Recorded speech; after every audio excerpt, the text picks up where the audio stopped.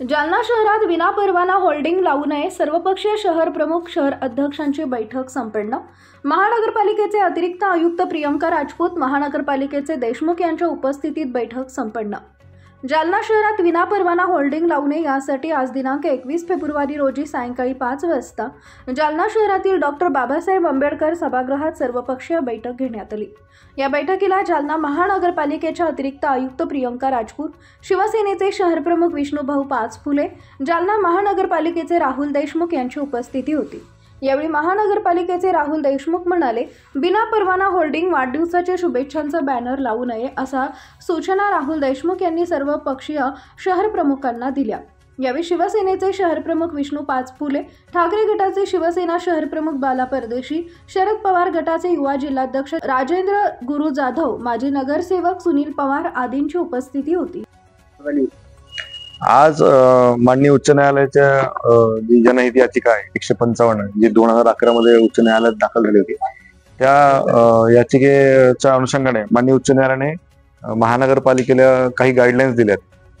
त्या गाईडलाईन्स मध्ये असं एक गाईडलाईन्स होते की शहरातील जे राजकीय पदाधिकारी किंवा नेते असतील त्यांना त्यांच्याशी एक चर्चात्मक बैठक बोलून त्यांना होर्डिंग संबंधी ज्या काही सूचना आहेत त्या अवगत करून द्यायच्या, ज्यामध्ये हे आहे की विनापरवाना कुठली अनधिकृत होर्डिंग किंवा वाढदिवसाच्या ज्या शुभेच्छा असतील ते लावण्यात येऊ नये।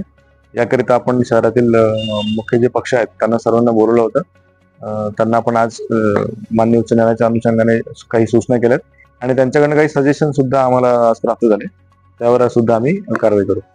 सर्व पक्षामध्ये काँग्रेस, समाजवादी पार्टी, भाजपा या पक्षाच्या नेत्यांना तुम्ही बोलवलं होतं या मायांसारखे? हो, ते मला एक्झॅक्ट बघावं लागेल काल, पण आम्ही काल पक्ष साठी एक पत्र तयार केलं होतं। ते पत्र आम्ही जवळजवळ शहरातल्या सर्वच पदाधिकाऱ्यांना किंवा नेत्यांना असतील, कोणकोणत्या पक्षाचे नेते? मला नाव नाही सांगता येणार। पक्ष तर सांगता येईल ना?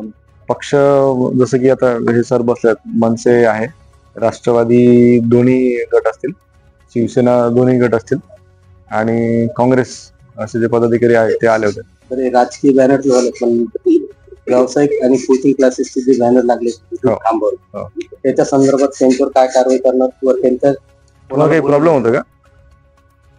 हा, प्रॉब्लेम व्हायला काही? पाणी पिऊन घ्या ना, पाणी पिऊन। त्यांच्या संदर्भात त्यांना कोणाला बोलवलं होतं?